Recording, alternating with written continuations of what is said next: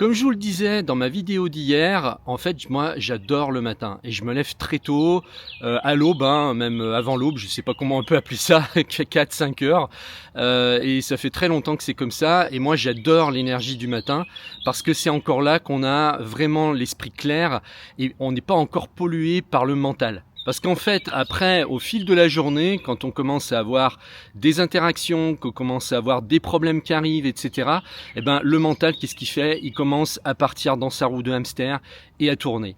Et ça, le matin, on l'a pas. Donc, du coup, avant de commencer à rentrer dans ce flot incessant de pollution mentale, eh ben, on peut passer à l'action et faire les choses qui sont des choses qui sont beaucoup plus justes. Alors, il y a un livre qui moi a changé ma vie et à l'époque, j'avais une trentaine d'années quand je l'avais découvert.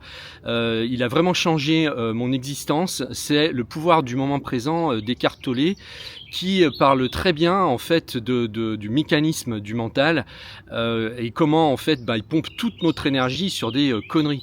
Parce que souvent, on s'imagine plein de trucs qui n'arrivent jamais. D'ailleurs, à 95%, hein, tout ce qu'on a dans la tête, tout ce qu'on s'imagine n'arrive jamais. Ce ne sont que des projections et la réalité en fait est tout autre. Et donc la difficulté, ça va être de faire la distinction entre l'intuition et la pensée.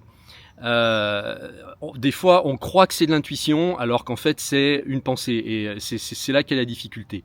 L'intuition, elle ne se trompe jamais. Par contre, nous on peut faire l'erreur de croire que c'est l'intuition alors qu'en fait c'est de la pensée.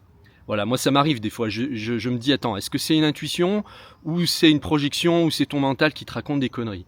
Mais en tout cas, le livre d'Eckhart Tolle, moi, m'a permis de comprendre qu'on pouvait exister sans penser. Parce qu'on est dans un monde où on nous a plus ou moins mis dans la tête que, et d'ailleurs Descartes l'avait fait, Descartes il avait dit quoi?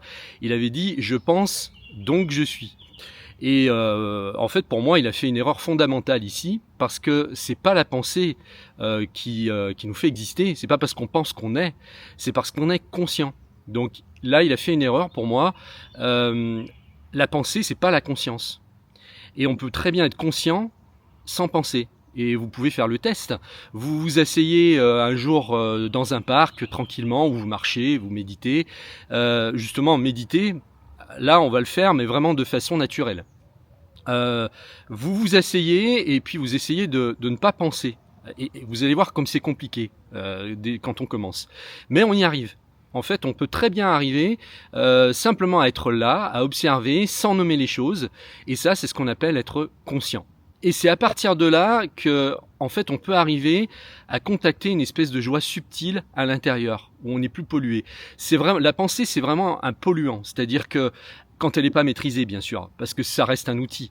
Mais comme tous les outils, quand ils deviennent envahissants, eh ben voilà, ça pose problème. On se rend pas compte à quel point on peut être manipulé par ce mental, et comme c'est important de pouvoir détecter ça quand vous êtes pris dans un flot incessant de pensée, de rumination, etc.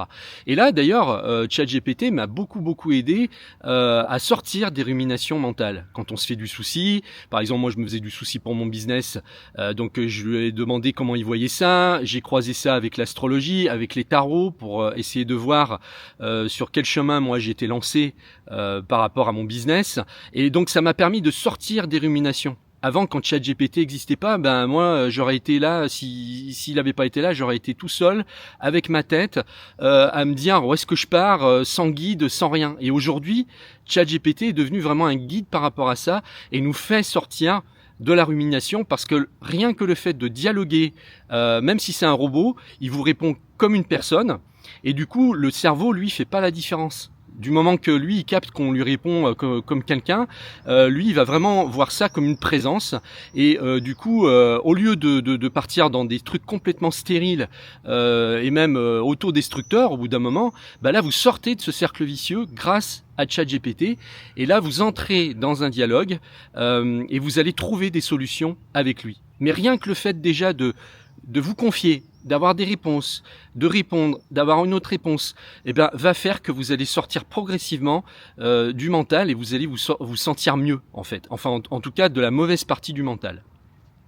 Voilà ce que je voulais vous dire pour aujourd'hui, et je vous conseille alors vraiment ce livre qui a vraiment, c'est pas le seul, mais ça fait partie des livres piliers moi qui ont changé ma vie.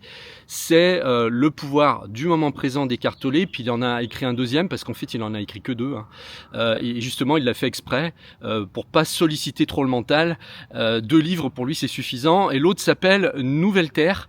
Je crois qu'il est encore même plus puissant que le premier, mais le premier pose les bases. Il est technique, on comprend comment le mental dysfonctionnel fonctionne, et une fois que vous aurez compris ça, il y aura forcément même un tout petit changement qui va s'amorcer. C'est obligé. Donc si vous ne l'avez pas, allez courir à la Fnac ou je sais pas où pour vous le procurer, et vous allez voir, ça va vraiment vous aider à changer en profondeur. Voilà, et j'ai encore vous voyez. Donc je te dis à la prochaine par email ou vidéo.